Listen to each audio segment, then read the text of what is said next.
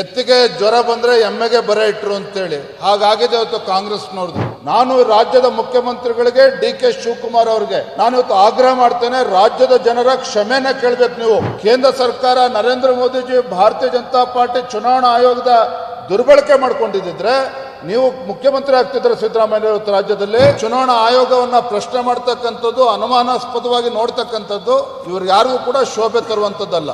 Shri Sai gold palace ನಲ್ಲಿ ಆಷಾಢ mega offer, ತಪ್ಪದೇ ಬರ್ತೀರಲ್ಲ. ಕೇಂದ್ರ ಸರ್ಕಾರ ಅಥವಾ ಭಾರತೀಯ ಜನತಾ ಪಾರ್ಟಿ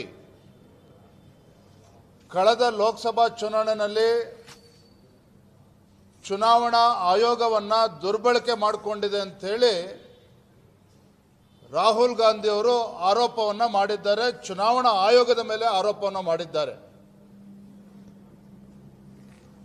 ಇದಕ್ಕೆ ಈ ರಾಜ್ಯದ ಗೌರವಾನ್ವಿತ ಮುಖ್ಯಮಂತ್ರಿಗಳು ಸಿದ್ದರಾಮಯ್ಯನವರು, ಗೌರವಾನ್ವಿತ ಉಪಮುಖ್ಯಮಂತ್ರಿಗಳು ಡಿ.ಕೆ. ಶಿವಕುಮಾರ್ ಅವರು ಕೂಡ ಧ್ವನಿಗೂಡಿಸಿದ್ದಾರೆ.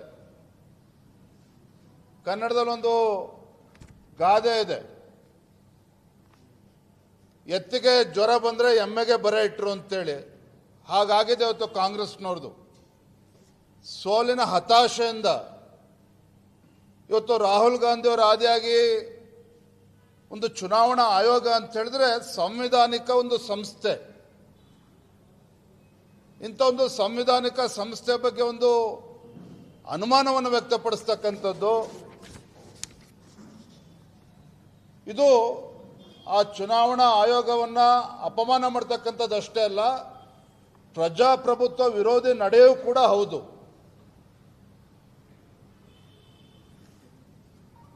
ನಾನಿವತ್ತು ರಾಜ್ಯದ ಮುಖ್ಯಮಂತ್ರಿಗಳು ಕೇಳೋದಕ್ಕೆ ಇಚ್ಛಪಡ್ತೇನೆ, ರಾಹುಲ್ ಗಾಂಧಿ ಅವರು ಹೇಳಿರ್ತಕ್ಕಂಥದ್ದು ಸರಿ ಇದೆ ಅಂತೇಳಿ ಸಿದ್ದರಾಮಯ್ಯನವರು ಹೇಳಿದ್ದಾರೆ.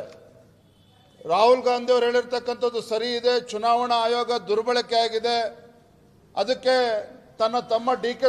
ಸುರೇಶ್ ಅವರು ಕೂಡ ಲೋಕಸಭಾ ಚುನಾವಣೆ ಸೋತಿದ್ದಾರೆ ಅಂತೇಳಿ ಡಿ.ಕೆ. ಶಿವಕುಮಾರ್ ಅವರು ಕೂಡ ಹೇಳಿದ್ದಾರೆ. ನಾನು ರಾಜ್ಯದ ಮುಖ್ಯಮಂತ್ರಿಗಳಿಗೆ ಡಿ.ಕೆ. ಶಿವಕುಮಾರ್ ಅವರಿಗೆ ನಾನು ಇವತ್ತು ಆಗ್ರಹ ಮಾಡ್ತೇನೆ, ರಾಜ್ಯದ ಜನರ ಕ್ಷಮೆನ ಕೇಳಬೇಕು ನೀವು. ಯಾಕೆ ಚುನಾವಣಾ ಆಯೋಗದ ದುರ್ಬಳಕೆನ ಮಾಡಿಕೊಂಡಿದ್ದೇ ಆಗಿದ್ದಿದ್ರೆ ಕಾಂಗ್ರೆಸ್ ಪಕ್ಷ ಯಾಕೆ ಇವತ್ತು ರಾಜ್ಯದಲ್ಲಿ ಅಧಿಕಾರಕ್ಕೆ ಬರ್ತಾ ಇತ್ತು 136 ಶಾಸಕರೊಂದಿಗೆ? ಕೇಂದ್ರ ಸರ್ಕಾರ ನರೇಂದ್ರ ಮೋದಿಜಿ ಭಾರತೀಯ ಜನತಾ ಪಾರ್ಟಿ ಚುನಾವಣಾ ಆಯೋಗದ ದುರ್ಬಳಕೆ ಮಾಡ್ಕೊಂಡಿದ್ರೆ ನೀವು ಮುಖ್ಯಮಂತ್ರಿ ಆಗ್ತಿದ್ರೆ ಸಿದ್ದರಾಮಯ್ಯ ಇವತ್ತು ರಾಜ್ಯದಲ್ಲಿ. ಡಿ.ಕೆ. ಶಿವಕುಮಾರ್ ಉಪಮುಖ್ಯಮಂತ್ರಿ ಆಗಿ ಇವತ್ತು ಅಲ್ದಾಡ್ತಾ ಇದ್ರು ಇವತ್ತು ಕರ್ನಾಟಕ ರಾಜ್ಯದಲ್ಲಿ. ಇತ್ತೀಚೆಗೆ 3 ವಿಧಾನಸಭಾ ಉಪಚುನಾವಣೆಯಲ್ಲೂ ಕೂಡ ಗೆದ್ರಲ್ಲ, ಅವಾಗ ದುರ್ಬಳಕೆ ಆಗ್ಲಿಲ್ವಾ ಹಾಗಾದ್ರೆ ಚುನಾವಣಾ ಆಯೋಗದಿಂದ? ಅಥವಾ ಭಾರತೀಯ ಜನತಾ ಪಾರ್ಟಿ ಚುನಾವಣಾ ಆಯೋಗವನ್ನ ದುರ್ಬಳಕೆ ಮಾಡಿಕೊಳ್ಳಿಲ್ವಾ ಹಾಗಾದ್ರೆ? ಹಾಗಾಗಿ ರಾಹುಲ್ ಗಾಂಧಿ ಅವರ ಹೇಳಿಕೆ ಇರ್ಬೋದು, ಸಿದ್ದರಾಮಯ್ಯನವರ ಹೇಳಿಕೆ ಇರ್ಬೋದು, ಅಥವಾ ಡಿ.ಕೆ. ಶಿವಕುಮಾರ್ ಅವರ ಹೇಳಿಕೆ, ಇದು ಬಹಳ ಅಪಾಯಕಾರಿಯಾಗಿರ್ತಕ್ಕಂಥ ಬೆಳವಣಿಗೆ. ಕಾಂಗ್ರೆಸ್ ನಾಯಕರ ತುರ್ತು ಪರಿಸ್ಥಿತಿಯ ಏನು ಮೈಂಡ್ಸೆಟ್ ಇತ್ತು, ಮನಸ್ಥಿತಿ, ಅದು ಇವತ್ತಿಗೂ ಕೂಡ ಬದಲಾವಣೆ ಆಗಿಲ್ಲ ಅನ್ನೋದಕ್ಕೆ ಮತ್ತೊಂದು ನಿದರ್ಶನ ಇವತ್ತು ನೀಡಿರ್ತಕ್ಕಂಥದ್ದು. ಹಾಗಾಗಿ ಮಾನ್ಯ ಮುಖ್ಯಮಂತ್ರಿಗಳಿಗೆ ಡಿ.ಕೆ. ಶಿವಕುಮಾರ್ ಅವ್ರನ್ನ ಆಗ್ರಹ ಮಾಡ್ತೇನೆ, ಡಿ.ಕೆ. ಶಿವಕುಮಾರ್ ಅವರು ಕೂಡ ನಾಡಿನ ಜನತೆಯ ಕ್ಷಮೆಯನ್ನು ಕೇಳಬೇಕು, ಮುಖ್ಯಮಂತ್ರಿಗಳು ಕೂಡ ಈ ರಾಜ್ಯದ ಜನರ ಕ್ಷಮೆಯನ್ನು ಕೇಳಬೇಕು. ಈಗಾಗಲೇ ಬಿಹಾರ್ ಮತದಾರರ ಪಟ್ಟಿಯ ಪರಿಷ್ಕರಣೆ ಬಗ್ಗೆ ಈಗಾಗಲೇ ಸುಪ್ರೀಂ ಕೋರ್ಟಲ್ಲಿ ಚರ್ಚೆ ನಡೀತಾ ಇದೆ, ಆಲ್ಟರ್ನೇಟಿವ್ಸ್ ಚರ್ಚೆ ನಡೀತಾ ಇದೆ ಸುಪ್ರೀಂ ಕೋರ್ಟ್ನಲ್ಲಿ. ಇಂಥ ಸಂದರ್ಭದಲ್ಲಿ ಏನಾರ ಹೇಳಿಕೆಗಳನ್ನು ಕೊಡೋದಿದ್ರೆ ಸುಪ್ರೀಂ ಕೋರ್ಟ್ನಲ್ಲಿ ಹೇಳಿಕೆ ಕೊಡಲಿ.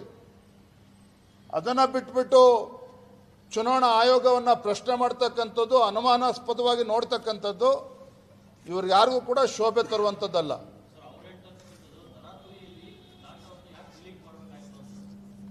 ನೋಡಿ, ಅದಕ್ಕೆ ನಾನಾ ಕಾರಣಗಳಿದ್ದಾವೆ, ಎಲ್ಲವೂ ಕೂಡ ಸುಪ್ರೀಂ ಕೋರ್ಟಲ್ಲಿ ಚರ್ಚೆ ನಡೀತಾ ಇದೆ.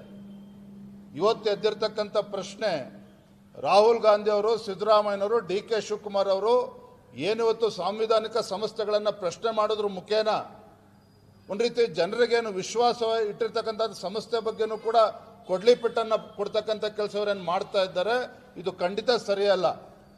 ಹಾಗಾಗಿ ನಾ ಹೇಳಿದ್ದು ನಿಮ್ಗೆ ಆ ರೀತಿ ದುರ್ಬಳಕೆ ಆಗಿದೆ ಅಂತೇಳಿ ನೀವು ರಾಜ್ಯದಲ್ಲಿ ಇವತ್ತು ಕಾಂಗ್ರೆಸ್ ಸರ್ಕಾರ ಅಧಿಕಾರಕ್ಕೆ ಬರ್ತಿತ್ತಾಗಾದ್ರೆ ಸಿದ್ದರಾಮಯ್ಯವರು ಮುಖ್ಯಮಂತ್ರಿ ಆಗ್ತಿದ್ರ? ಇದಕ್ಕೆ ಪ್ರಶ್ನೆ ಕೊಡಲಿ ಅವರು, ಇದಕ್ಕೆ ಉತ್ತರ ಕೊಡಲಿ ಅವರು. ಎಲೆಕ್ಷನ್ ಕಮಿಷನ್ ಕೊಟ್ಟಿರೋ